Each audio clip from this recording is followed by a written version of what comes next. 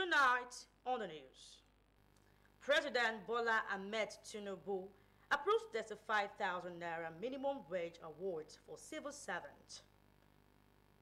Lagos State government supports rural women development. Plus, latest in the world of sport. Hello and welcome to NT Lagos Channel 10 News at 7. I am Oluwabukola Akonde. To the news and details. President Bola Tinubu has approved the grant of a wage award of 35,000 naira only per month to all federal government workers with effect from September 2023, pending when a new national minimum wage is expected to be signed into law. A statement signed by the Chairman and Chief Executive Officer, National Salaries, Income and Wages Commission, ECWO UNTA, state that the implementation of the 35,000 naira per month wage awards for all federal government ministries, departments and agencies that are treasury funded will be funded from treasury, while the non-treasury funded federal government agencies are to implement SEM from the internally generated revenue, IGR, or statutory allocations. His Excellency President Bola Ahmed Tinubu's GCFR has approved the confirmation of the appointment of Adewale Adeniyi, MFR, as a Controller General of the Nigeria Customs Service. The appointment takes effect from 19th October 2023 and its tenure is in accordance with the extant provisions of the Public Service Rules. The President tasked him to bring his wealth of experience to bear on this new assignment. The three-day conference for Assembly Service Commission has ended with participants expressing concern that delay granting autonomy of state assemblies is affecting the qualities of legislation in the country.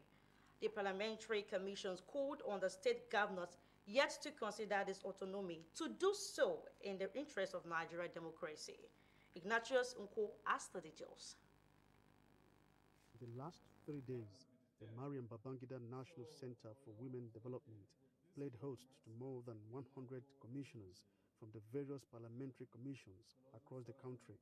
It was a capacity-building conference for the improvement of parliamentary bureaucracies with the National Assembly Service Commission at the driver's seat. Deductions from submissions made by participants were summed up in an 8-point communique. The urgent need for state governors to end executive interference in the state legislative arm of government was conspicuously captured. That's why we are calling on the governors. Let them give autonomy to the national state assemblies and by extension to the state assembly commissions. That's all what we have been agitating for. To be able to provide excellent services for the purpose of the development of our democracy. And I want to advise those places, the 33 states that, this commission has been formed to ensure their self-autonomy, especially financial autonomy. The commissions resolved to establish a national council and establishment for the legislative arm of government that will ensure uniformity in code of ethics, appointments and promotions. And one of the things that we always do on the part of the National Assembly Service Commission is to make sure that we send communicate from this program to respective state governors and also the speakers of various houses of assembly around the country.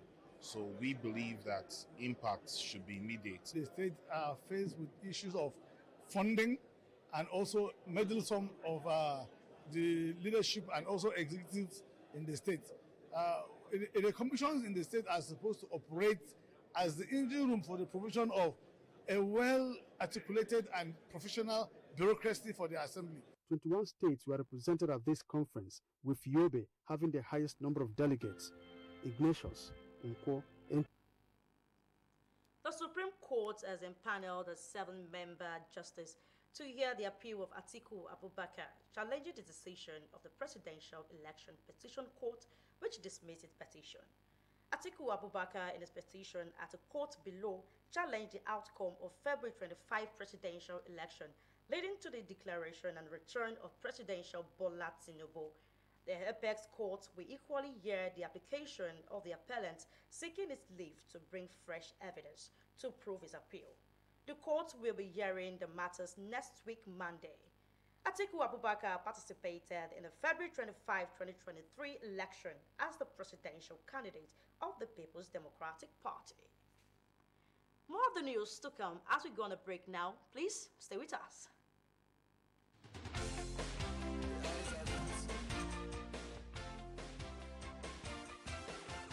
NTA Parliament is a dedicated 24-hour channel that broadcasts activities of the Nigerian Senate, Federal House of Representatives, and all the 36 state houses of assembly. NTA Parliament, strengthening Nigeria's democracy.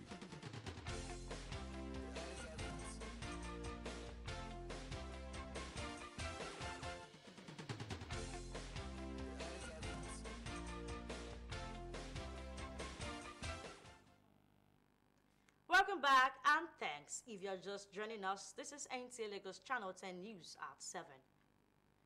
The gender-sensitive deposition of Bola Tinubu administration will quicken the pace of development in Nigeria, as no nation can thrive without active engagement of the women folk. In the light of this, government at all levels must be intentional about bringing more women into governance. Nigeria First Lady Oluremi Tinubu made this submission when she granted orders to the National Women Leader to All Progressive Congress at the Villa. Status correspondent Adeniyi Taiwo report.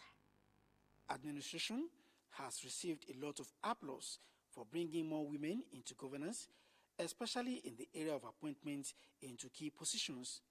We want to say congratulations. With a deputy in tow, the national women leader of the APC, Mary Idile, is at the office of the First Lady, Oluremi Tinubu, to thank her for playing an active role in changing the narrative. The ruling party, she says, boasts of qualified women who are waiting in the wings to be called upon for national duty.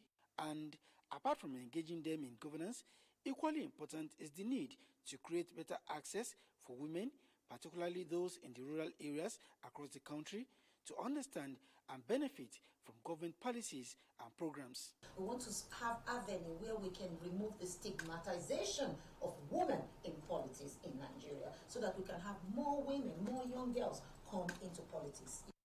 There is more optimism on the part of the First Lady, who sees the playing field getting better for women as government maintains the trajectory of engaging more of them. To achieve more impact, the First Lady encouraged those found worthy of such roles to always reach out to key stakeholders. Those who have appointments shouldn't see it as an island unto themselves. My advice to them is, if you are given a position, you are representing millions of women, and you shouldn't take it for granted. So you should be able to represent them well. And for young women who are interested in politics to fit in, the First Lady says they must be mentored into maturity. In the State House, Adeniyi Taiwo, NTA News. Governments at all levels have been called upon to address gender imbalance by removing impediments militating against active participation of women in public offices in the country.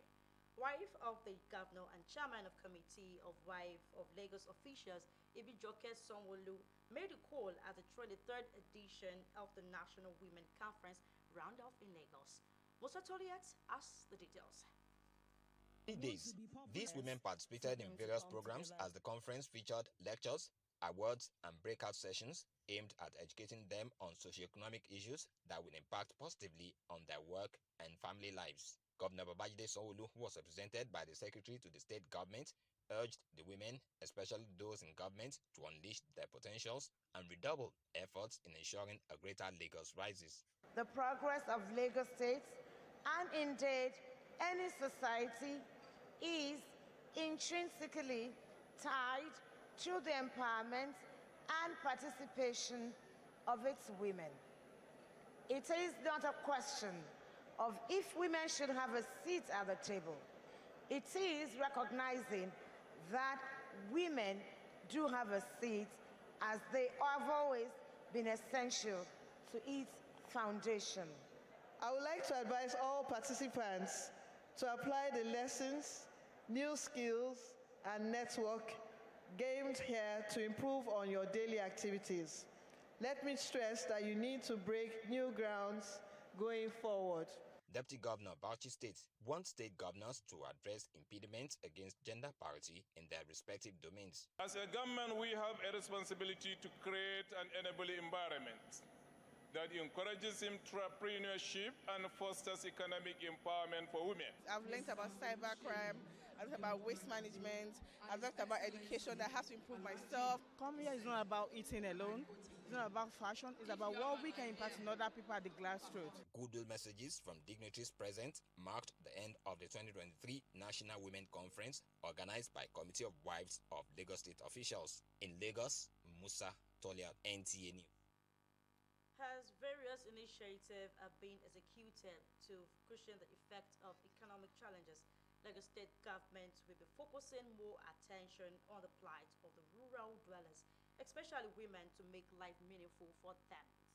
Commissioner for Women Affairs and Poverty Alleviation, Cecilia Dada, disclosed this as an event to celebrate rural women and intimate them with initiatives aimed at empowering them with skills to turn around their fortunes in Ekpe division of Lagos. Again, Musa Toliat has the details. WAPA. So we are proud to say we are product of Ministry of Agriculture, we are product of WAPA, and we've been doing well. Our governor, because he's doing well for our woman. So he help us in health something, in agric, in everything. He do well for us. The Women Affairs Commissioner says Lagos State government will continue to implement programs and initiatives aimed at empowering rural women economically. We know that they are worst hit in the economic crisis that we find ourselves today. And we recently came here to Ekpe to train about 500 women in fisheries. And after the training, we gave them equipment to start their own fishery businesses. And most of them have done the first phase, and they've sold, and they've started the second phase of the business. In Lagos, Musa Tolia, NTA News. Breast cancer has over time and now more than ever attracted global attention due to its prevalence among women of reproductive and premenopausal ages. In this report, Uche Ugochukwu beams searchlight on the incident in Nigeria, efforts of individuals, government, and other key players to save lives. The report. My diagnosis, it was traumatic for me. I have a little baby who was like 18 months old then. So someone like me, I did not expect that to come to me. So most people, when they hear breast cancer, they say it cannot be. It's not my portion. No, not me. And then they don't take it seriously at first. Devastated but determined, Favour Etuke embarked on a journey for life, or simply put, the struggle for survival. I was everywhere begging for money, anybody that can help, because the cost of my treatment. So one oncologist told me that I chose the most expensive cancer to treat. So, but those things discourage people. The cost of the treatment, the cost of the surgery, because even after care, it's hard. Because I decided I wanted to go to hospital, I wasn't having much support like that from people who were supporting me to do alternative therapy. Because that's where we're also having problems. People are bringing solutions that are not the solution. It's pushed me to late stage. Breast cancer is not a one entity. So we have what we call immunohistochemistry, whereby there's molecular classification of breast cancer into different subtypes. And thus molecular classification of breast cancer into different subtypes help the doctors to know appropriate drug to use and appropriate intervention to undertake. So without that classification, sometimes you use a wrong drug for wrong medication. So what we do is that based on the classification, the doctor will be able to even give you an idea of the likelihood of the cancer reoccurring and likelihood of the patient surviving the cancer. Findings show an upsurge in breast cancer globally and accounts for 23% of cancer deaths in Nigeria.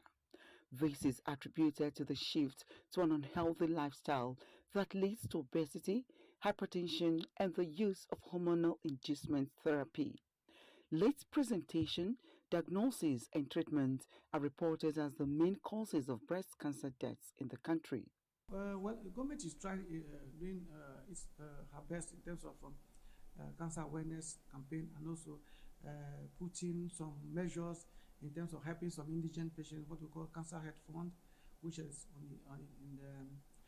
is ongoing, and the aim is to fund some wallets of some patients so that they were able to access some drugs which have been issue they cannot afford because of cost and also availability. So those drugs are available, and the script is going on.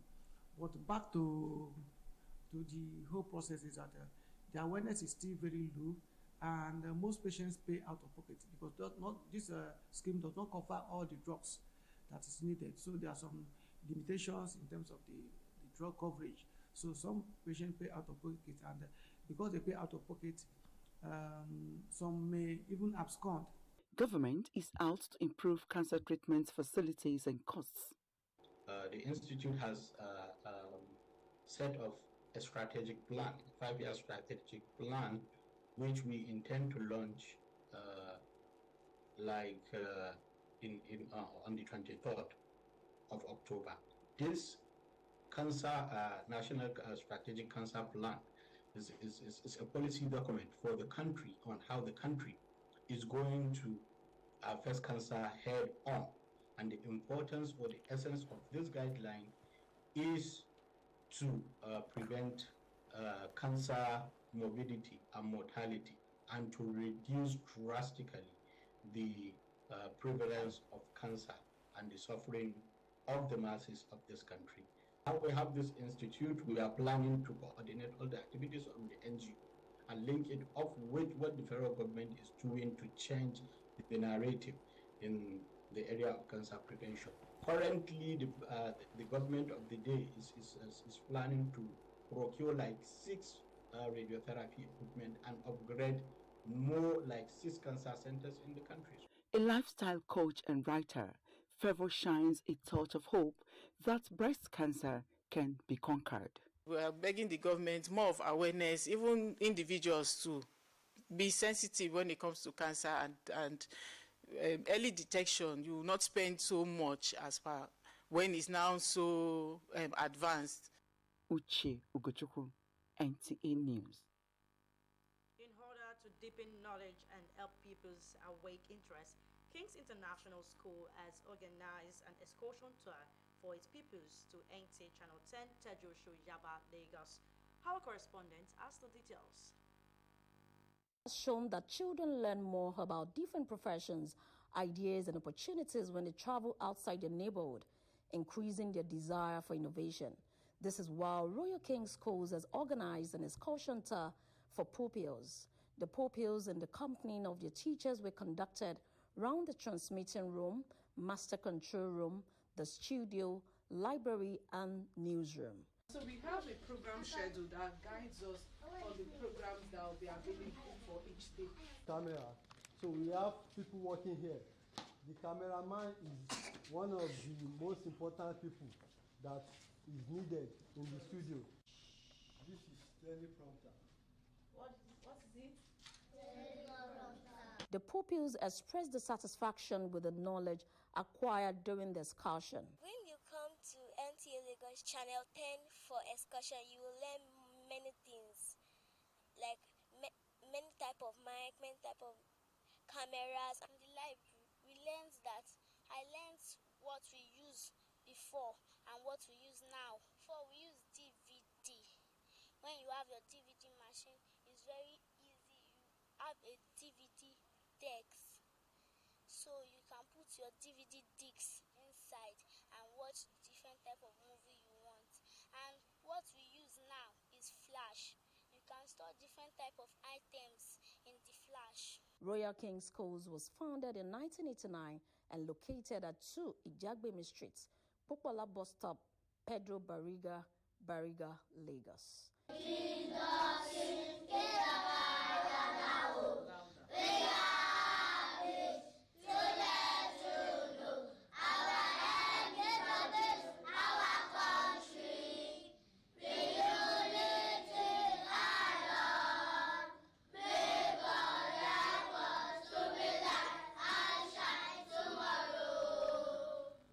Lagos, Anoluwapo, Oluwatoki, and TNU. Now to the entertainment news. Let's join Onye Owobuya for the latest in entertainment. The report. I made the unavailable available. Fina brags throwing shade at Davido. Fina took to Twitter to say that she had revealed her heart and boasted that she had made Davido available despite his claim to be unavailable. A feud erupted between the two celebrities after Davido liked the post mocking Fina's supporters.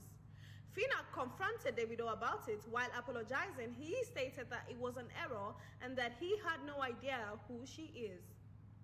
On Thursday evening, she hosted an Instagram live session with supporters and discussed how the singer had attempted to attack her in the same way that some had bullied Mohbad. The reality personality took to Twitter to say that she had revealed her heart and boasted that she had made Davido available despite his claim to be unavailable.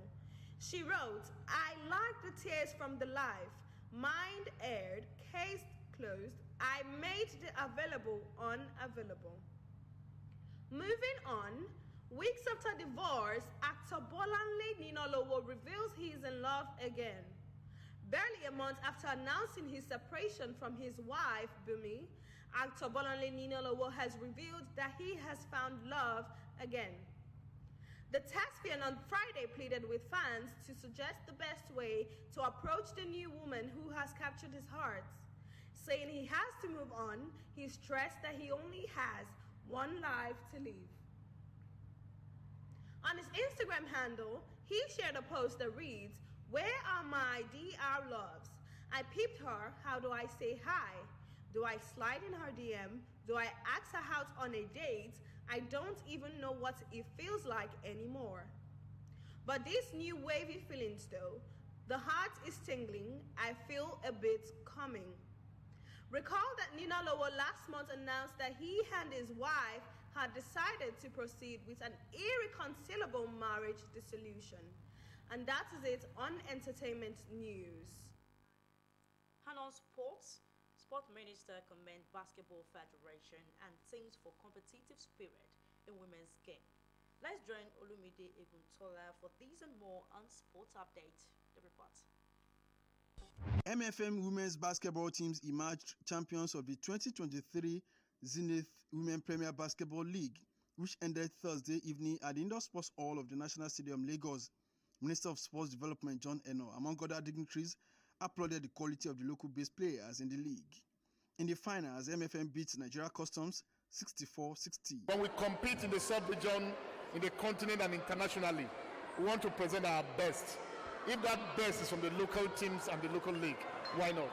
In football-loving Nigerians are still reacting to the two international friendly matches played by the Super Eagles against Saudi Arabia and Mozambique. While decrying the results of the matches, they urged the coach to correct flaws noticed ahead of other international engagements. Forget about the win. I think if we actually performed this way going into the AFCON, believe you me, we are in trouble. The coach himself is not happy, and all Nigerians are not happy with the situation. For them to put in more effort, do more of teamwork, do more of good preparation. Good preparation prevents poor performance. In grassroots football development, a goal in each half of a 90-minute encounter was all the host football team of Owu Baptist Church, Abeokuta, needed to win the friendly match against their counterparts from Ibara Baptist Church, which was part of activities of the 120th anniversary of the church. In another development, a golfer, Dr. Adeshola Falaye, is galvanizing efforts to combat cancer in children under the auspices of For the Love of Golf Season 4. She's leading her team to impact the lives of children living with cancer to tame the tide of death associated with cancer in children. Like everybody has said, it's a death sentence, but then you can still help to make them comfortable while they're going through that. And there have been cases where they're actually cured. When you think about cancer treatment, you think For the Love of Golf.